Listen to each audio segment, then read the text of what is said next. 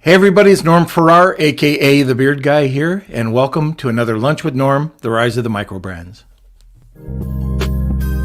Lunch with Norm. Well, Kelsey cut that off pretty quick. I don't know what happened there, but he did tell me though his internet was going to go off and on today because there's some construction going on downstairs. Yeah, that's right. Sorry about that. So is that why you screwed up? That is correct. Yes. Okay, all right. I was just wondering, It's hump day. Yeah. Okay, you're going to let me do my thing now? Okay, go ahead. Okay, thank you. So today we have a real treat. Yosef, aka Joe Martin, CEO of BoxyCharm, is going to be with us, and we're going to be talking about a unique vision as a CEO of BoxyCharm and what he did. How did he disrupt the industry, and just the overall brand. We're going to talk about how he used influencers to boost up the brand and get it known. So, Kelsey, anyways, how are you, sir? I'm doing fantastic. And if you're new to the show, please head over to our Facebook group. You can find it at Lunch with Norm, Amazon, FBA, and E-commerce Collective. If you are messaging on Norm's personal Facebook page, we cannot use your comments on the screen. But if you head over to the group, we can use them just like this. Hello, Marina. Welcome to the show. And if you're looking for any of the highlights, if you want to check out the full episodes, you can go over to our YouTube channel, Norman Farrar, and that's where all of the content will go. And I also want to mention we have a special episode tomorrow as well. That's right. We got 4 episodes this week. So make sure you come in same time as usual, 12 o'clock p.m. And it's going to have a special guest, Tim Jordan, and a panel, actually, of 6 people, of 6 different sellers. Oh, my God. Yeah, it's going to be fun. Why don't you tell me about these things when this is supposed to happen? But anyways, okay, so let's get into it. I just wanted to say a quick shout out to Faye, Marina, Yarrow, Andrew in China. Oh, my gosh. You're all over the world, Andrew. I wonder if you got any tchotchkes or anything that you can... No, forget it. No, I'm not going to ask. Anyways, Simon, Rod, Mark, Miro. Hi, everybody. And again, if you have any questions during the show, throw them over to the right-hand side, and we'll get to them. And now, just sit back, relax, and enjoy the show. Welcome, Joe. How are you? Thank you for having me. Hey, it's my pleasure. I actually got to hear you last Friday. Was it last Friday? On Serial Entrepreneurs in Clubhouse. You were with Colin Campbell and his group over there talking about your success.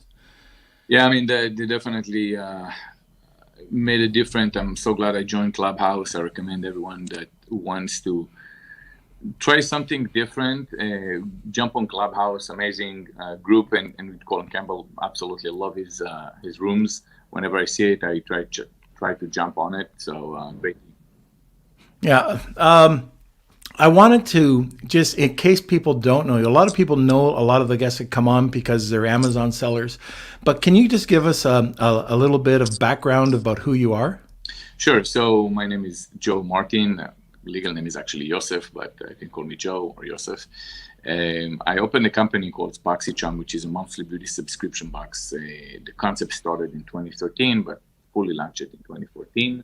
The concept is full-size beauty items between skincare and color cosmetics and some tools. The idea is that it's $20 to $25 a month. And the retail value is always over $100, and plus if you walk into Sephora, Ulta, or department stores.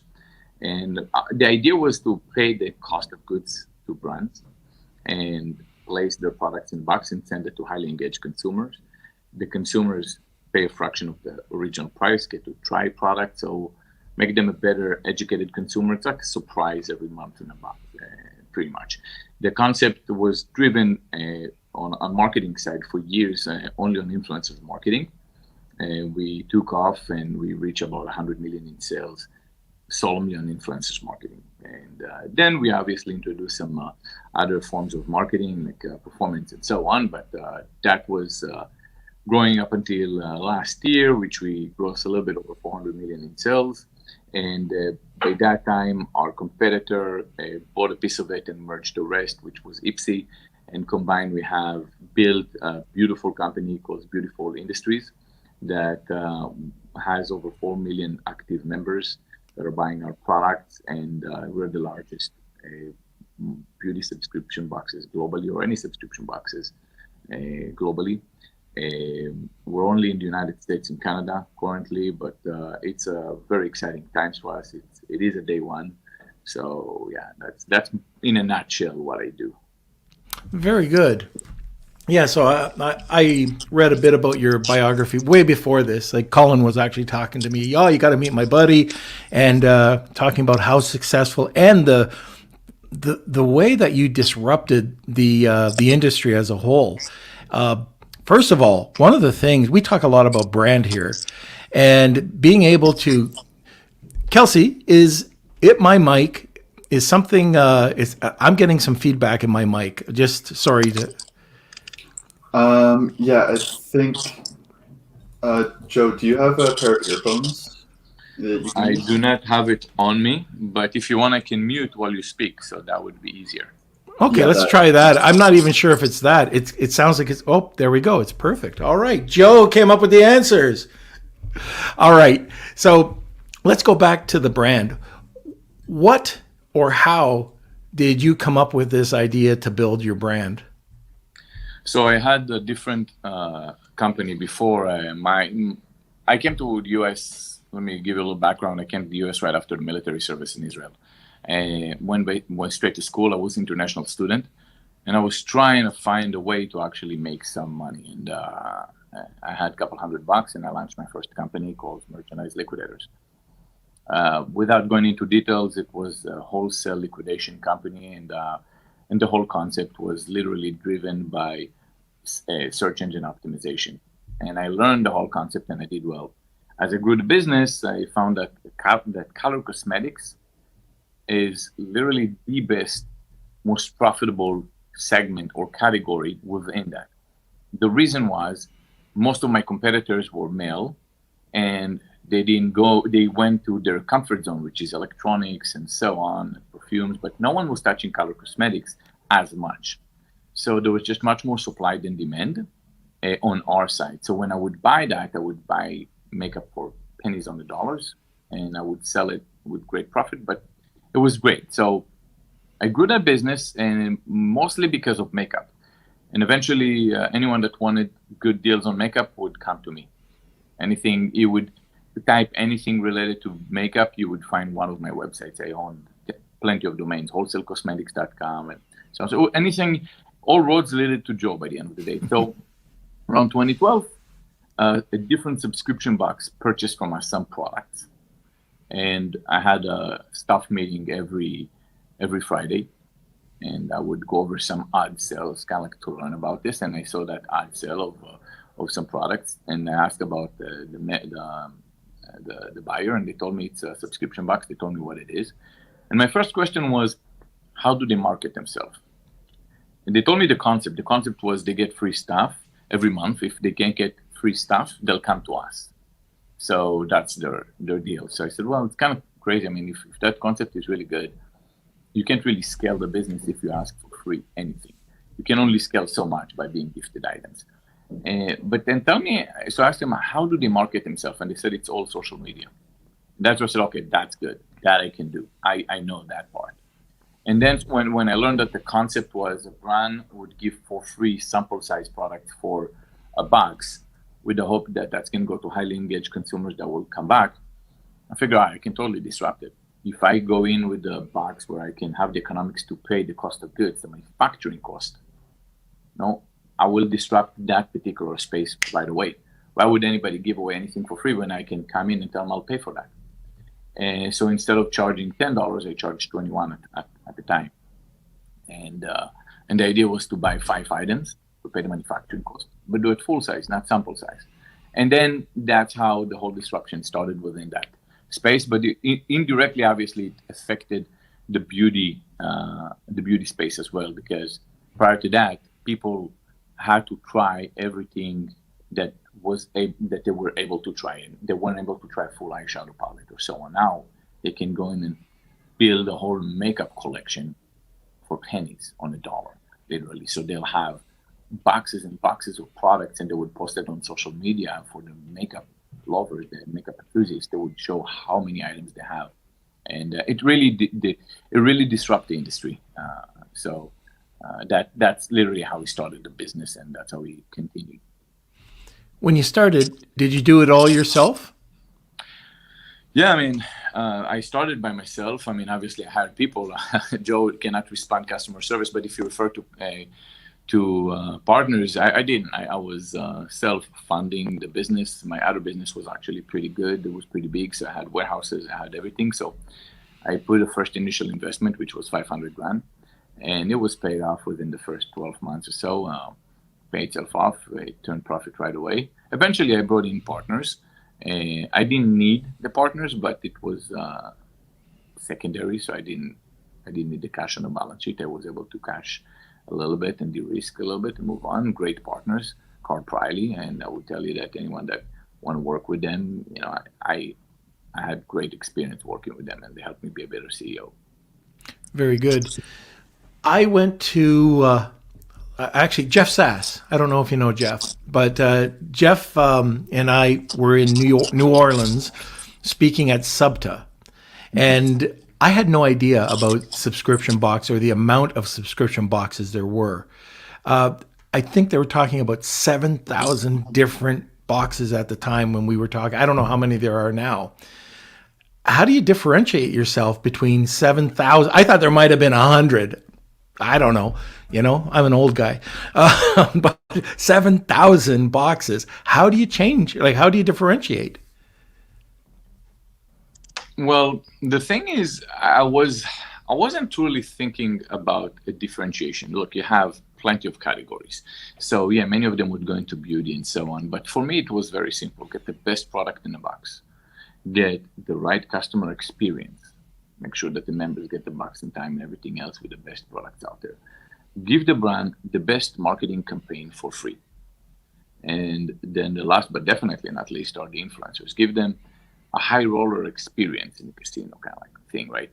Make sure that they would be obsessed with BoxyCharm. Don't just do it for the transactional piece. And if you do those, it would be very easy for you to move forward and grow. And eventually, once you scale yourself more and more, when you go with us, it was literally about the brands that are coming into our box and the product curation and how can we build a better algorithm to truly personalize the product, right? But once you have, say, hundreds of thousands of units that you're asking a brand to produce for you, they say, well, why would I work with small quantities with plenty of little boxes and do each project and invest the same amount of time when I can just work with BoxyCharm and do 500,000 or 1 million units at once, and that's it. So the gap that was created was in terms of the brands with the reputation, the ability to also procure products at a much lower cost because of quantity was there. So we were able to, for the same cost, produce a much better box with a much better value because we had the volume, we had the critical mass that we would produce. And eventually you don't have to worry about the entire market. You just have to focus on producing the best product. And we had our formula and it kept kind of like enriching itself. And that's why it worked. So you had to differentiate yourself against a BoxyCharm versus Birch Bark. I think that's the name of the company. How did you change it? Like, what was the difference? What was the difference between you two? You're both leading providers in the industry. Well, Birchbox, obviously they're the first movers, but they were not the leading going 2015 on. It was no longer the major box. I mean, Ipsy was the major one after that, and Ipsy was doing an amazing job, by the way. Mm-hmm. And those are my new partners. So I'm going to tell you, I'm not biased what I'm about to tell you. This is the truth. But they are amazing, and I think they had an amazing team. And the reason I liked the competition was because it gets you out of your comfort zone and it makes you think very creatively. And that's why I was able to scale my business. I needed that competition. Now, I understand the difference. Okay, one started about 2 years prior to BoxyCharm, which is Ipsy, and then Birchbox was and Ipsy were distinguished with BoxyCharm because of the size of the products, right? They both had sample size. We were the ones with a full size. So our proposition was different. The other piece behind all this is the way we work with products was a bit different, where we would say, well, we have an eyeshadow palette. How can we train that palette? We would have an organized formula to trend our product prior to placing them in our box. So people would be educated about those products prior. And they would come for the box because of the item. And it was systematic already. And by the end of the day, you don't really have to worry too much about distinguishing yourself, even if they were going into full size, which Ipsy later on did. It's because every box has different items. Everyone has personalization. And the best part behind all this, it's not a winner takes all type of space. We have many members that have multiple subscriptions. So if your products are good, they're going to stick. If you can keep segmentizing the product for those members properly, where the question is, it's who, what, and when. Who wants what, and when do they need it? This is a very important part, right? And based on that, you build an algorithm. So an eyeshadow palette can be great, but do they always need that particular type? Is it fall winter type? Is it summer? When did they receive it last? Is it the right consumer to receive an eyeshadow palette every month or every other month? All that had to be built with a very sophisticated algorithm that we built that keeps enriching itself. And I think we've done one of the, perhaps an amazing job, one of the best out there, because the retention speaks for itself. Otherwise, you would never grow to be over 1 million members in a full size space where they have to pay $25 or more. In some cases, about $35 box or $50 box. So that's how you can tell where your segmentation based on the who, what, and when works. That's crazy. 1 million subscribers. Yeah, BoxyCharm, Ipsy had 3 million. So it's completely different because one has sample size and had a phenomenal job to actually introduce sample size that would be almost in a full size format. And they converted the industry into a place where people get to try everything before they want to buy. And that was again, they had their algorithm, we had ours, and I think combined it was a beautiful thing. On the podcast, we bring on people who specialize in influencer marketing. A lot of the times we hear that people are looking at the nano or micro influencers. You went right to the top. I don't know if you started out with nano or micro influencers, but at the end of the day, you went celeb, 500 million plus or 5 million followers plus. So you worked with the Kardashians, right? Yeah, I do. I didn't start with the Kardashians. I came to the Kardashians when I was able to work with the Kardashians. And the thing is, look, today working with influencers, it's turning into a commodity in terms of people who wants to work with them. At the time when we started, it wasn't a thing. People didn't understand that. So you were able to see few brands that are popping and they're doing amazing, and influencers were lifting the brand, right? Influencer doesn't just move revenue for you. It's also, it gives you the cool factor. It makes you famous. So if you understand that an influencer would legitimize your brand as a cool factor. And they're literally a TV channel of their own. Don't think of Instagram. Think of their channel. And you say, well, I don't care what is your demographic, but if there are beauty buyers, I want them, right? So we went everywhere. I think you have to understand we work with thousands of influencers. Yes, we do have some celebrities that we work with, but we also work with nano. We go all the way through, and years ago we already created the long tail process where you start off with the mega ones, and then it follows through with everyone else. The idea is that the mega ones trend and create a trend. They help create awareness in a very massive scale, and they build upper funnel. Then when you go into the medium-sized influencers that already have a lot of input of advertisers, they'll say, well, I'll talk about Boxy because they're cool. It would make me look cool. It would make me look relatable. And I just saw the other people that are much larger talking about them. So it's definitely a thing, and I need to talk about them to even stay relevant. And then from there on, it keeps trickling down all the way to our own members that would eventually post their pictures, and then we'll repost them as well. So it was a whole strategy to make sure that by the end of the day, everybody would want to talk about your product, and it worked. You've built your entire business on influencers, right? That was your main marketing. It was one of the first stepping stones, Yeah. and we stayed true to it. We would not stop doing so. It's definitely something. I mean, we built a lot of relationship, great people out there, and as we scale, so does many of the influencers, and it was great to see how many of them became bigger than life in some cases, and but they didn't forget where they come from. So we have good friendships between us, and I'm very fortunate to say that I was able to enter early enough where people will actually answer your email, because it wasn't a thing for everybody to. And we knew that it would be just a matter of time until the input is going to be so excessive that it's going to have to go through management and so on. So we said, let's enter this community now, because anyone else that's going to come through later on that's going to blow up that we don't have a relationship with, we will have a relationship, because we go to the same barbecues and we do go through the same events, and we see each other, and we're all friends by the end of the day. So you're always going to have the in. And I'm fortunate to say that many of them are good friends of mine forever, for life. Right. And there's a lot of times when you're building these influencers, you have to make sure that they line up with your brand as well. Like you can have somebody who's a gunslinger. It's all about NRA, but you've got a very liberal type of view or product, and they just don't match. And I'm just using that as an example. Is there any advice that you can give? So Amazon and e-com sellers,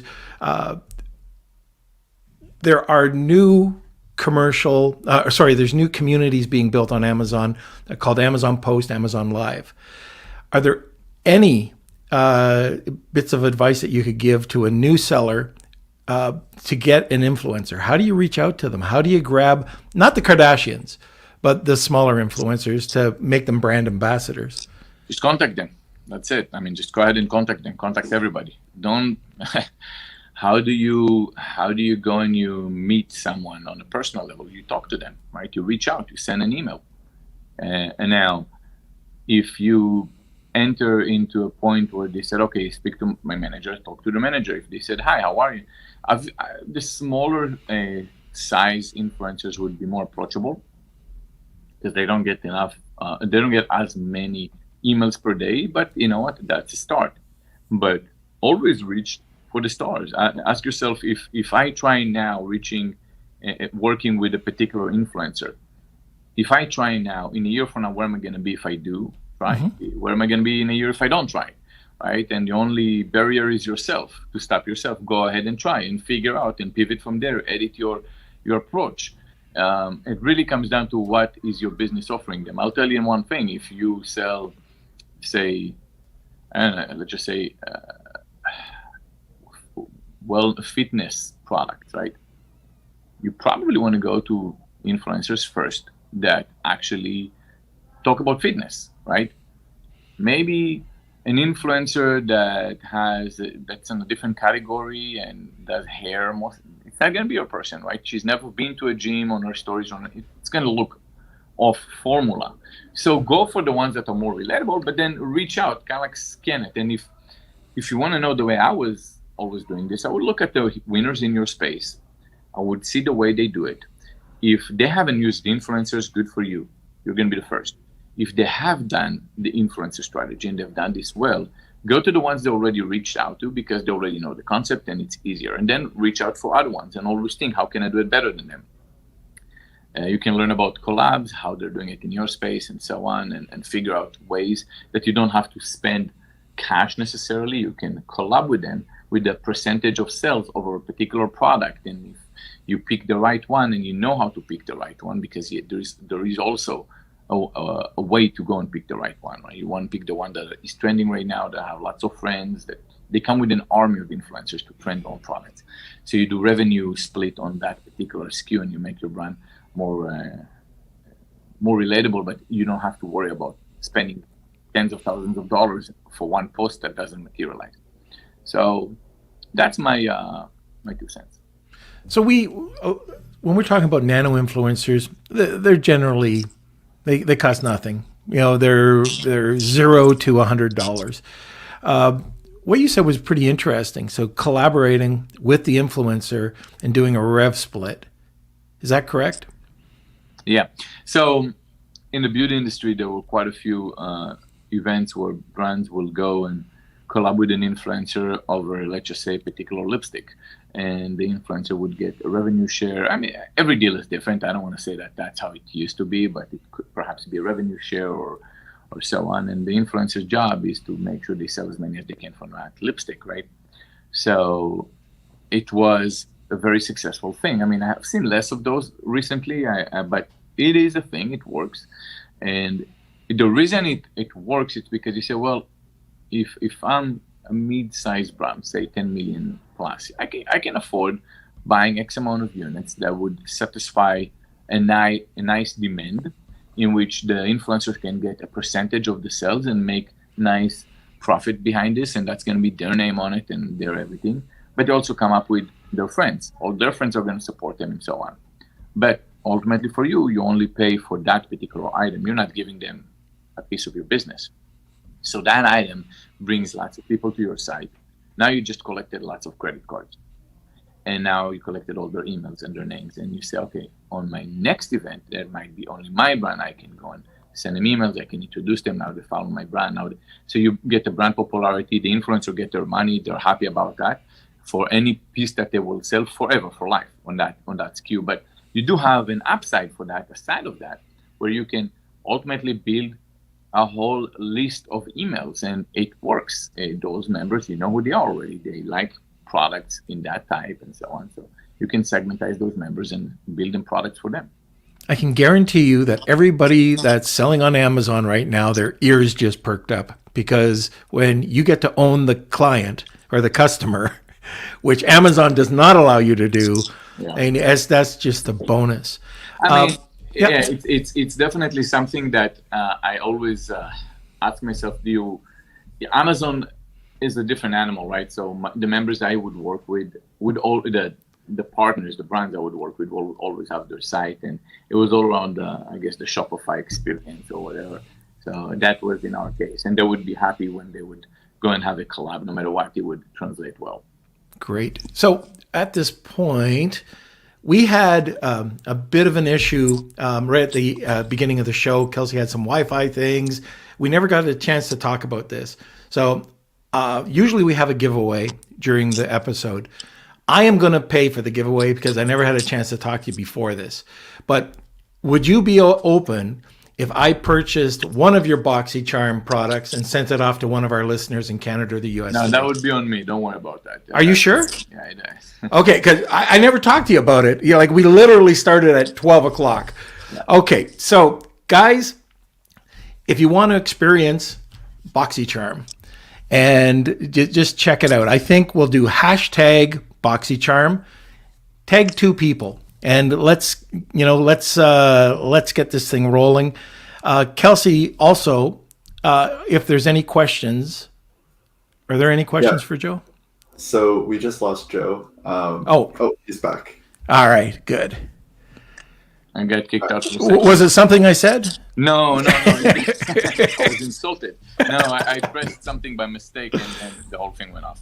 Okay, very good. So, Kelsey, are there any questions that are coming up? Yes. So first off, for the BoxyCharm, I'm guessing US and Canada. That's US and Canada. I will send you a box, and then you can send it anywhere. So if we actually ship to Canada, but yeah, you let me know. Oh, great. Oh, and Alan's back, by the way, around 2 o'clock in the morning right now. But he's also saying that he'll sponsor a prize for us today. So we'll have 2 winners, one for BoxyCharm and one from Alan. So that's fantastic. Anyways, hashtag BoxyCharm. And if you can tag 2 people, that would be fantastic. If you BoxyCharm hashtag, it's going to be hard unless it's over here. On Instagram, you'll have 1 million people. Oh, no, it's just here. It's just here. Yeah, just our audience here. Yeah. Okay. So we do have a couple questions coming in. So first off, any tips on how to build a great relationship with influencers? So I think you talked about how you reached out at the beginning, but is there any way to actually foster that relationship? Well, yeah, I mean, look, if you have thousands of influencers you deal with, I can promise you, you won't be able to build relationship with every single one of them. But you do need to build relationship with some of them. I can just tell you how BoxyCharm did this, right? There's the company side where we throw lots of parties, a lot of parties, entertainment. I don't know if you heard about the virus. We can't do it anymore, right? But there is a virus going on. But we're waiting for that to finish. But all those years, that's what we've done. We even did influencers trip where we went with them to Mexico. We actually had Coachella, the last Coachella. It was amazing. So that's one thing. But from that, I was there in all those trips, and we just stayed friends. I would go to LA and just meet with them. Those are my friends now. When I go to LA, many of them are sitting in LA. So we'll grab dinners and we just go to each other's homes and so on. So, by the end of the day, for me, it was as simple as just speaking to a person and talking in a natural way as if I would talk to anybody. And if they work with you, and that's great. If they don't, that's great. We're still going to be friends if you guys want to go and grab some drinks. So I wasn't thinking transactional in it, to put it out there. Okay, it was more like, look, let's go out, grab drink. If you want to work together, cool. If not, no problem. We're still friends. And eventually you build relationship like that. That's how it was. Just don't go and do it through an agency. If you want to build relationship with them, do not go and just expect an email to be enough. When you're in their hometown, just give them a call and say you want to grab a drink. That's it. They're worth your time. They're people, they're cool. I mean, that's what social anything means. So pretty much as easy.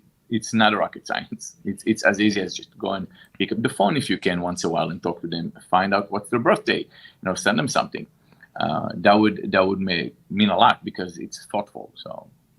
So you're really building a relationship. Yeah. Taking them to Mexico, and I know I have a business partner in the chat agency, and he has swim diapers. So it's a seasonal product, and it's a tougher product, but he's got a relationship with these influencers that he's built and brand ambassadors. And over 3 months, they gave him 2,000 photographs. One weekend, he said, hey, I need you guys to highlight in a video so I can put it on Amazon Live these things. He got 30, just within a few days. But it's not just, it's exactly like you said. So he's doing it right. Okay, Paul, kudos, you're doing it right. He took, before the virus, a group of the top influencers out, took them out to lunch, brought them in for the day, and just spent it with them because they were doing so much for his brand. I can estimate that one photo for him, we're not talking about content, like written content, but one photo probably worth anywhere from $10 to $100 on a micro to nano base. You just take a look at that group that he got for 2,000 photos in 3 months. That's a ton of marketing for really nothing. Well, the thing that I always thought about was that, if you actually click with the influencers and we all click together, put all this aside, the revenue part. What you get is this, right? You deal with people that all they want to do is stay relevant and go viral. And you sit down and you just talk to them about growth hacking tactics, and you'll get smarter. They'll get smarter. I mean, I'll tell you that some of the best tips and tricks I had was from influencers. We'll sit down and we'll say, well, we found out that if you have an image and you post a story at the same time, one of them get deprioritized by the algorithm. So you kind of have to do, and they tell you the whole story, how to do it, and then how to do the hashtags right. Well, you first do the general hashtags, then you do the not very general hashtags, then you do very specific hashtags, and it builds it up, it builds relevancy and so on. It's like you find out all those stuff. Then you'll speak to another influencer and you can tell them, well, I see a mistake you're doing here. I heard over there that that's how it needs to be done. So why won't you try this one and see what happens? When they do see the results, they freaking love it. So eventually you're building a powerhouse of friends, and all you do is talking about ideas, and you all get smarter by the end of the day, and you don't even think about the fact that, okay, they'll talk about me because we're friends now, but they actually are friends, and we are all growing together, and we'll call each other, I just found out a new trick. Check it out. You have a whole army of people that all they do is find those tricks, and you just put them all together. And that's how and that's why I would say think about it bigger than the little revenue part. It's much more than that. Right, right. So I got to tell you too, as you were talking, my wife came in and grabbed me a cup of coffee, like she usually does at 12:30. But she also gave me, look at this, everybody, a little mug with chocolates. Nice. Isn't she great? She's my best influencer, by the way. My brand ambassador. All right, Kels, what's the next one? Okay, let's see. From Bronwyn. Yep. Who are BoxyCharm's target market avatars? You know what? I don't really have one. I know that it's a thing. In the corporate world, everyone is asking that question, who is she? And I've asked myself the same question, the who is she? And I can tell you that I don't have one. If she's into makeup or beauty products, she's in it. Okay, she can be Middle America, she can be the Hispanic, she can be the glam girl that goes out and she wants to be seen through the skies with her very shiny highlighter. She can be the one that's skincare enthusiast. I don't really care. I literally, that's why I segmentize my boxes. That's why we have an algorithm to actually give you what works for you. When you ask yourself, but at the same time, I'm asking myself more, what is the experience when you shop BoxyCharm? If you look at stores, department stores, and so on, what would be equate to when you think about the BoxyCharm? And I'll say, well, we have all the mega brands, but we also have all the new brands that are coming out that can be extremely popular. So when you come over to BoxyCharm, it's an understanding that you're going to find the diamonds under the rug that you haven't heard of, but you're also going to see the mainstream big brands that you always wanted to try those products, but they're just out there and you didn't have a chance. So I'm always seeing this as an amusement park, giving candies to children and having the best rides out there, and that's going to be their experience. And it's very colorful with lots of colors, and it's chic, and all the cool people are there. And it's always busy, and you want to be there because that's all the action is at. So the brands wants to be there, the influencers want to talk about it, and the members wants to be there because that's where you get all the cool stuff. And that's how I see it, instead of seeing the who is she. And everyone has their favorite ride. Everyone has their favorite candy. When you join BoxyCharm, do you go through a system of questions so you can start building up that profile or whatever you want to call it to help? Yeah. Okay. Got it. Yeah. Great idea. What about how much time and effort did you put into building that customer experience? Well, years. Yeah. It's been years in the making. The first few years, we didn't even have that. And I didn't want to have a questionnaire because I knew we're not going to be using that. The reason was I needed to build critical mass on my purchasing side. So I figure until I have a couple 100,000 members, I won't be able to drop the cost enough so I can get the best deal. So I don't want to go and put a questionnaire over there if I'm not here to actually segmentize everything. It wouldn't be honest. And we ended up in 2018 doing so, adding a questionnaire, educating our members, now give us your questionnaire. So we had that. We also have the reviews. Once you receive a product, to let us know what you think about the brand, about the product, about the category. So that can enrich the data.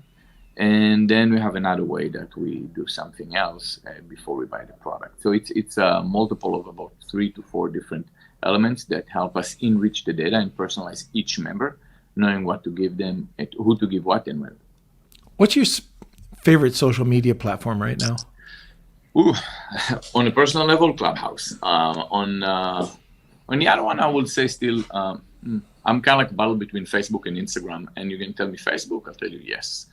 Facebook is a very strong platform. And I think if you know Clubhouse, you'll know that on Facebook, the most underrated feature is groups and forums. And they're extremely solid. I love Facebook for that reason. It is a very powerful platform, and the member age group over there has much more desire to go there and look for something that they can buy. So they're much more assertive for what's out there within the group. So you don't have a set within the group as a member per whole, but then once you actually group them together, it is a very powerful combination. Very good. Kels, next question. Okay, I also want to add, just a second. I just want to add that we have another giveaway today as well. We're getting sponsored by Brit Treats from Alan. So if you are in the US, you can comment #Brit Treats, and you can win one of these delicious British chocolates that I can highly recommend. But yeah, so #Brit Treats, US only for chocolates. And if you want to take 2 people and use the #BoxyCharm, you'll be entered into the BoxyCharm giveaway too. Okay, very so good. Next question. We have a couple coming in. So do you need to date the INF before asking for a collaborative? Like, share, comment before asking? I'm not sure I understand the question. What is INF? I'm not sure either. I'm not sure who the Facebook user is, but could we? Brian. Oh, Brian. Okay. Yeah, Brian, can you just give us some more insight on that? Okay. So when we're waiting for that, this is from Dr. Kaz. Hey, Yosef, what do you see are the best top funnels these days? YouTube, Google, etc. Any advice at a high level? Well, they're different. So think of it this way, right? In color cosmetics for beauty, okay, I can speak for that. Instagram can be very powerful if you have payoff with your product. If it's an eyeshadow product, a highlighter, you can do a short video where you can swatch the product and you can see the payoff right away. The resolution is good. Even the low res on stories is good enough to sell the product where you can see the payoff for the makeup enthusiast, right? If you're looking at skincare, YouTube is more your jam, because on YouTube you will have a different experience with influencer where they're going to be mentioning, they'll be talking about themselves. You can relate to them a little bit more. So if someone says, well, I always tell you how I break out, I started to use this particular product, and so on. So it really depends. I think you have to understand that this is not a one channel show. You have to go across. You have to do Facebook, Instagram, YouTube, now TikTok as well. In some cases, it's very hard to grow or get revenues on TikTok until you find a way. But the ones that you will see a better, I would say, experience for people coming and shopping, I would say definitely Facebook. Right next to it is YouTube. And then below that, Instagram, and much lower than that is TikTok. That's just the way I would see it in terms of the users' interest in buying anything. Very interesting. Okay, Kels. Okay, our next question from Rad. What other consumer products apart from makeup will work with the subscription model? So I guess any recommendations? I mean, there are plenty, and you can actually check it online. There are tons of subscription boxes. I will tell anyone that goes into a subscription, say, don't do it. Look, it's extremely complex. There aren't too many that grow to our size, right? There's just literally a handful of us in the last 10 years between us, Boxy, Ipsy, Stitch Fix. There's only a few of us, right? And the reason, it's a complex business as you grow and you scale.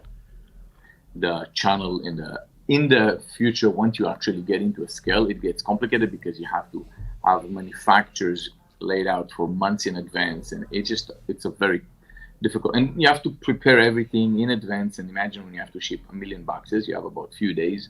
You have to wrap everything and ship everything. There aren't too many places that can actually perform that. Not too many companies globally would be able to actually perform what you want to do. So, but let's talk about subscription. You have 2 types, okay? You have the way I see it, okay, when you have a subscription box, you have replenishment and discovery. Replenishment, think of your Dollar Shave Club, okay, your, I don't know, some kind of medication that you need. It's a replenishment, right? You might want to use hygiene, there are subscriptions for that, right? So it's a replenishment, they get it, and so on. But no one's going to snap a picture of that. Here are my tampons I received for this month. No one usually would do it because they know what they're about to receive. Here are my razors I received from this. No, nobody needs to talk about this because they know what to expect. On the discovery side, it's more drawn where members are going to take a picture. Members are going to talk about that, especially when there is a revenue value behind it. So if there is a value added, if you say, well, if that's my own brand and I sell you my own stuff, you might not open the box every time because there's no true value. It's their own brand. They can't go and claim that it's 3 times the value. It is what it is. But if I'll give you products that are already out there in the market and they sell, one item sell more than double the entire box plus 4 more items, the value is over $150 in some cases, and I only pay $25. And it's a surprise. They'll take pictures, they'll talk about this, they'll scream to the sky. And what happened is the net promoter score changes. Now everyone is promoting you. It's a different. So I went into that route, not because I knew what I was getting into. I got lucky and later on I learned the space. So if you go to the other side, you have to make sure that it really helps you. If you go to the other side is going to be the replenishment part. It has to make sense. It has to be cheaper than the Amazon store. It has to be awesome experience. You give it to them just on time and all that stuff, which that can work too, but that's just not that's a whole separate business in which I am less experienced with. So that's kind of like a tip for you guys when it comes down to what to do and how to think about subscription. All right. What's the next question? Okay, following up on Brian's question, INF is influencer. Do you just ask them to collaborate, or do we need to like their page, like post, do comments over a short period of time, then ask to collaborate, date the influencer before asking for a marriage? Hope that helps. I don't really do it this way. I mean, I would tell you that we're trying to simplify everything we're doing. We contact the influencers. We don't ask them to engage on our post first. It might be actually a pretty creative idea, but we haven't done this.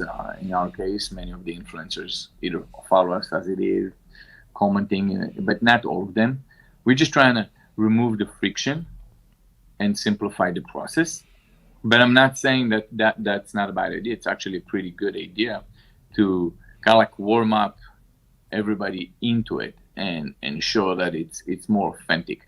I would usually go, if I actually work with celebrities or with other influencers, we usually go, we meet, we take stories together so people can tell, okay, look, they know each other anyway on a personal level, so it makes sense that they work together. But it's only a handful of them that I can only do it on a personal level. So.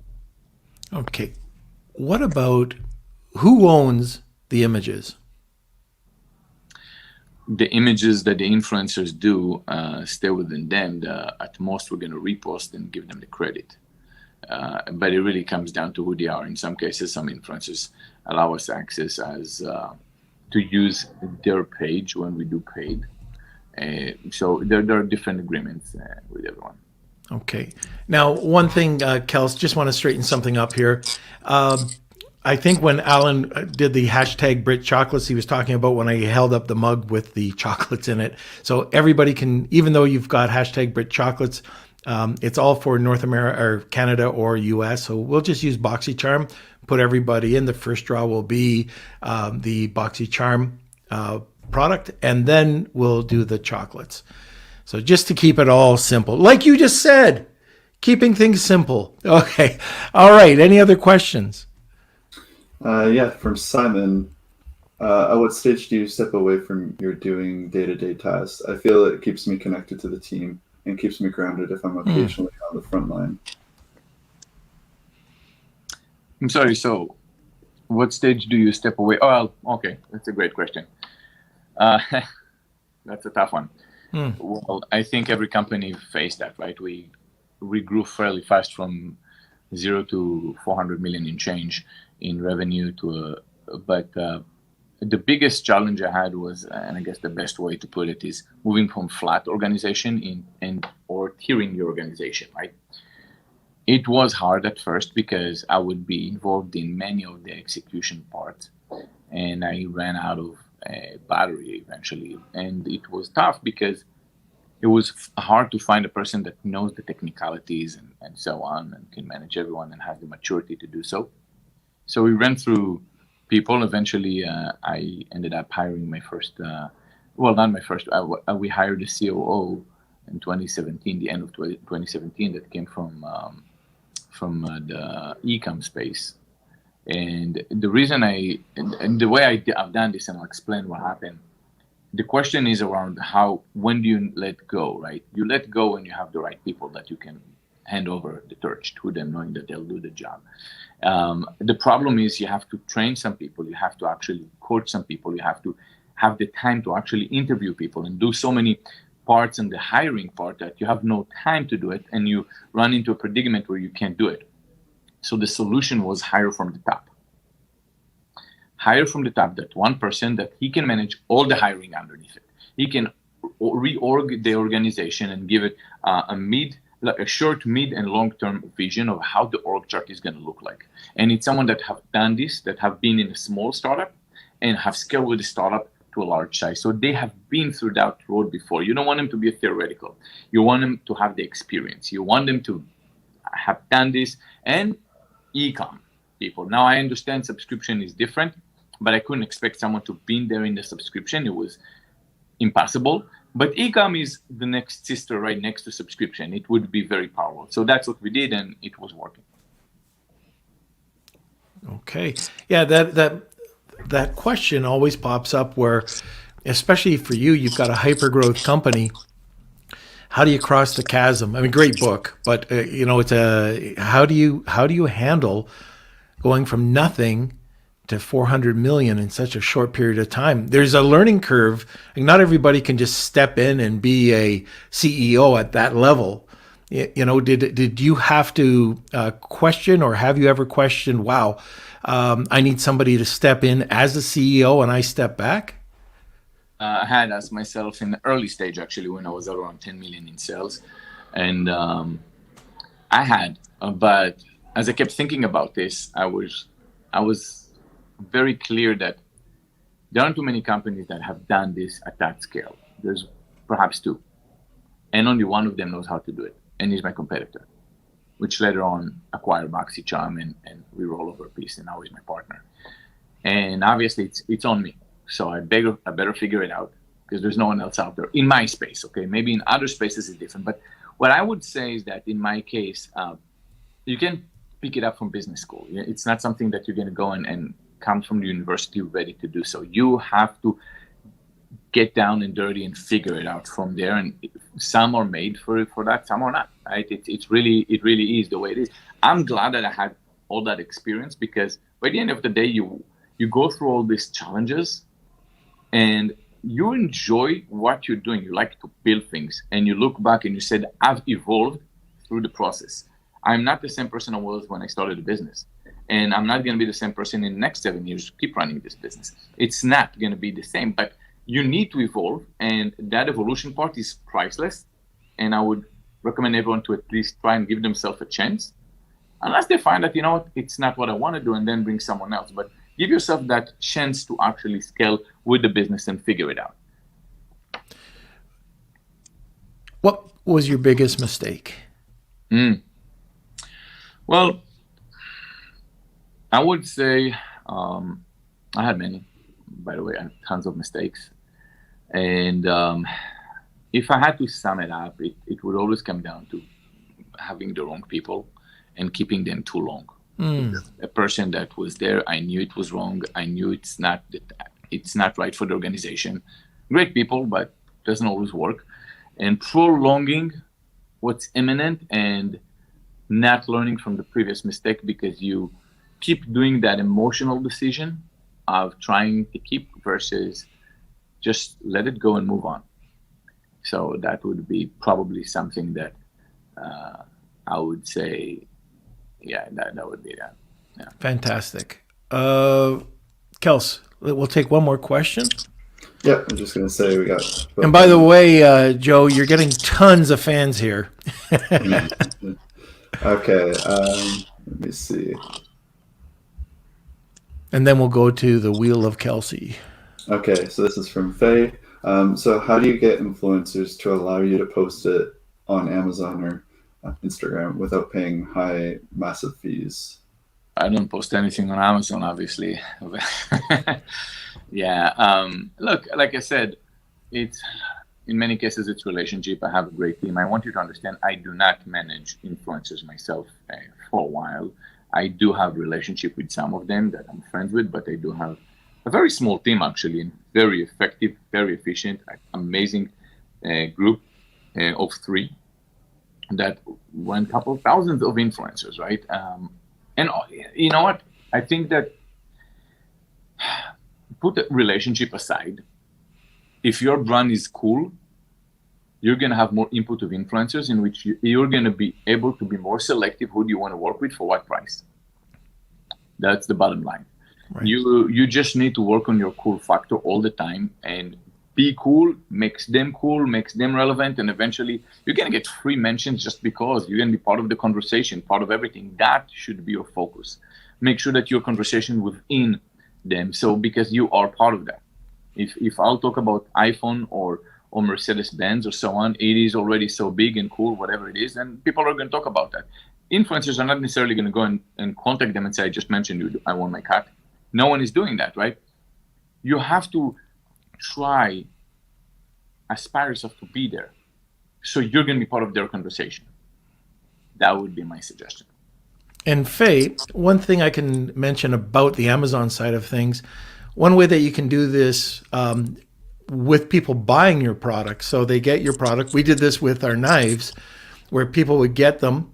They'd get the insert, and right in the insert, it would say, there might be a contest or there might be something going on, or it could just be, hey, tag us using our product. And they go ahead, they tag you, you get the notification, you use an app like Repost. You download the person's image, and you can post it into Amazon Posts, and it goes back and it's giving them a recognition for it. So it's a really simple process. That's just one simple way that you can get people using your product, just by tagging you from the insert card. Okay, so I think, unless there's some other stuff that just came through, but I know we've got a cutoff at 1:00. Is there anything there, Kels, or should we just get to the wheel? Let's see. This is just for Joe. Did Joe mention what he's doing now if he merged with his competitor? What's the next best tech digital opportunity? So there you go.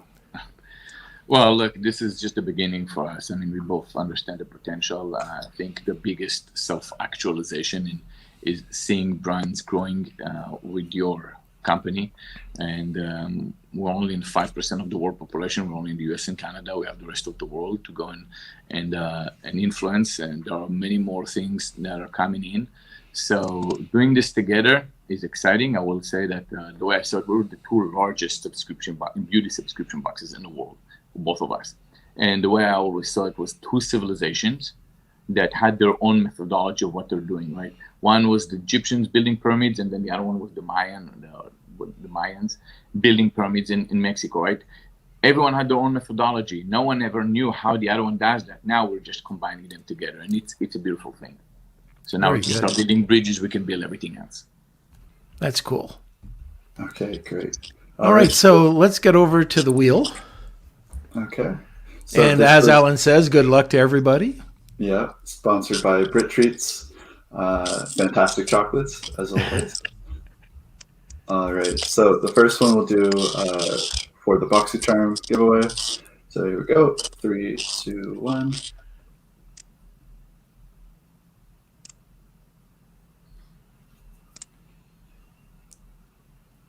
Oh, Brian. Okay, congratulations, Brian. And number 2. This is for the chocolates. All right. Olga. Okay. I think Olga just won the other day too. She's lucky. Olga, go out and get a lottery ticket. All right. So I think that's about it for the end of the show. Joe, thank you. I know you're a busy guy and really appreciate you coming on. Thank you for having me. I really appreciate it. Thank you so much. Hey, no problem. All right, everybody. So that's it for today's show. Thanks for joining us today. We got a special episode tomorrow with Tim Jordan. He's going to be coming on talking a little bit about mentoring. And then on Friday, my buddy Kevin King. Hopefully he's out of the cold in Texas. But I think that's it for today. And once again, I wanted to thank Joe for coming on and giving us that giveaway. And Alan, you're awesome for providing us these other sponsored giveaway today. So, Kels, what do we have to do? Let me just see. There was one question from Gideon. I'm not sure if you can answer it, but I think we get this question a lot. I think it's a pretty important question. If someone uploads a picture of your product to social media and tags you, is it okay to repost it without asking them? I would probably reach out and ask them, just probably. A lot of the times when we're doing it, like with the influencers, we'll actually have them sign something that we can, if we're allowed to. We do something a little bit different than what Joe is doing. We're trying to build up Amazon brand ambassadors. So from influencer to brand ambassador is one extra step. They sign an agreement with you that you're allowed to use their product. I think as long as you, and again, I'm not a lawyer, this is a big disclaimer, but as long as you acknowledge them, then I think it's okay. Yeah, I know it's pretty common practice on like Instagram to put the person's handle in the caption and then use it like a program like repost. And that's what repost will do. Yeah. Yeah, it'll make the little handle, and so it gives the credit, and then you can tag the person too. But yeah, I would always double check before you post anyone. Like, just get their consent first. But yeah, okay, that's it. We're done. Kelsey. We are. So yes, tune in tomorrow. We have the bonus episode. It's going to be great. It's going to be kind of like a roundtable panel about mentorship. So tune in for that. It's I think going to be a great episode. And as always, head over to our Facebook group, Lunch with Norm, Amazon FBA, and E-commerce Collective. And if you just are missing the tail end of this episode, you can go over to our YouTube channel, Norman Farrar, and that's where all the highlights, everything is. Yes, and smash those like buttons, ring the bell, subscribe to us on YouTube, anywhere, Instagram too. Norm has a great Instagram channel that there's a lot of tips and advice too there. So yeah, and like this before you go, get those likes up there. All right, Kelsey. All right, thank you, Kelsey. All right, everybody, join us every Monday, Wednesday, tomorrow, Thursday, and Friday, noon Eastern Standard Time. And thank you for watching. Thank you for being part of the community. It's awesome having you as part of this whole thing that's starting to grow. Anyways, thank you. Kelsey, hit the music. Lunch with the